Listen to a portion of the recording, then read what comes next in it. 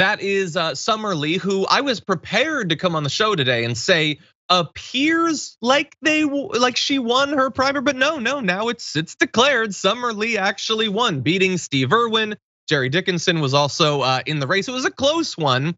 Not close in terms of the amount of support that Steve Irwin was getting from a number of different sources. So much money being poured into this race. In less than a month, the United Democracy Project, with a name like that, you know it's got to have your best interest at heart, poured more than $1 million into ads in this one congressional race. The bulk of the messaging attacked Lee. 100,000 went to materials supporting Irwin. It is not Steve Irwin, the nature guy, just to be clear, it's a different Steve Irwin. Anyway, United Democracy Project spent $2.3 million and they lost. Imagine what good you could have done with that. But anyway, Summer Lee was incredibly fired up there as a strong progressive. And you can see that from the video. If you've been following her, you know that. You can also tell that based on how much money they spent to stop her. This was effectively them trying to do to Summer Lee what they did to Nina Turner. In this case, though, they very narrowly failed, JR, and that is certainly good news for the left. Yeah, I mean, look, it shows the playbook. That was the whole idea. And it's also reasons why you'll see when anyone wants to challenge money in politics, the way we give donations, the way we let corporations run rampant when it comes to representing folks and buying folks off and having them only do their bidding. We see why it's so important to them. Because if they don't have that, what do they have? All they have is a candidate that has to actually talk about the things that they want to do, and if that actually helps people. And the people that they have to speak to are the ones that are actually given the money, and they then have to answer to them. If you don't have that aspect, you have to actually be a real representative. You have to actually campaign for folks' actual rights and things that they want because they're paying you to do so. And the way we have it now is, look, just let these folks pay everyone else off, and they can act like they're going to represent people on the campaign trail. And once they're in, they can give them a big fat middle finger and move on and go back to trying to represent the folks that paid to get them in. $2.3 million on this 12th district race. There's a reason why that she's fired up, and so am I. Hopefully this will be a sign. I doubt it, I'm the cynic here. Hopefully there's a sign to the Democratic Party that despite all that spending, the people just might get the folks that they want every once in a while. And this is gonna start rolling downhill. Yeah, not nearly enough. And so you now win. It's like couple the money with actual policy, and you might actually win on a larger scale. Sorry, John. Yeah, 100%. Yeah, that 2.3 million would be helpful in the primary. I'm gonna look up how 12th district went last time. Maybe it's a shoe, and I don't know, but it's good to have Summer Lee. We need these wins. If you watching this were around for the last primary night that I covered, it was a rough one, with Nina losing and other good progressives losing. And it's easy to get very depressed. I know Cenk was about as down as I've seen him electorally. It was kind of rough even just sitting there. This is what we need, and this is what we're getting. And so we've mentioned a few wins. There were others. Charles Booker, who I've spoken with, he went on to, it was easy.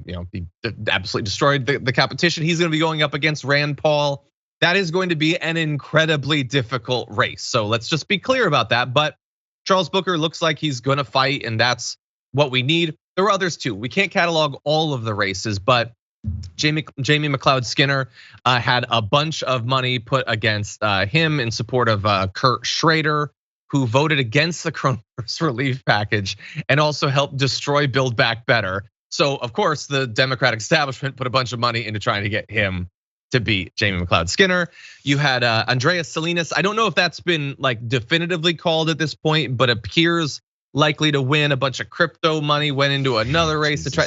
There was so much money flowing around. And again, it's why I always say the Democrats in the face of Republicans are like, what can we do? I don't know how to respond to this. I don't know how to campaign. But against a progressive, they tear their spine out and then they beat them with it. Now, thankfully in this case, they were able to dodge the spine attacks. And so some of the leftists won, but they know how to fight when it's fighting to their left. We talked to Charles Booker last night on the coverage, and he specifically pointed out how he said, we're going to beat Rand Paul. He's gonna get blown out. I was like, talk the talk, Charles.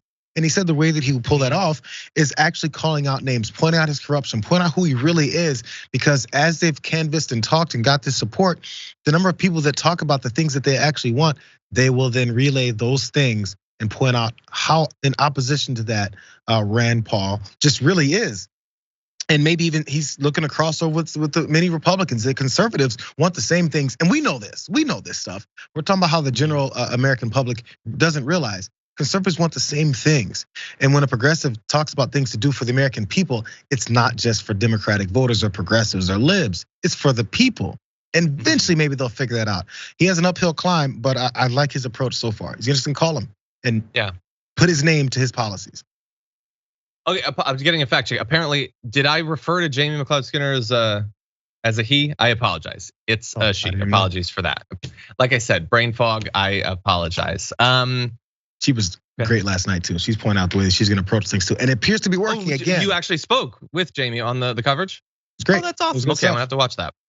Yeah, I would have been there for the coverage, but obviously I got in after 9, and that's unfortunate. I hate missing even one election night, but I will be there next week. I believe is going to be Texas as well, some other states. That's a very significant one too. Fingers crossed, it's more like this week than it was like a couple weeks ago. For more political news, breakdowns, interviews, stories of activism, and me trying my hardest to care about the occasional big celebrity news story, subscribe to our YouTube channel at youtube.com/The Damage Report. And you can ring the bell wherever it is so you don't miss anything.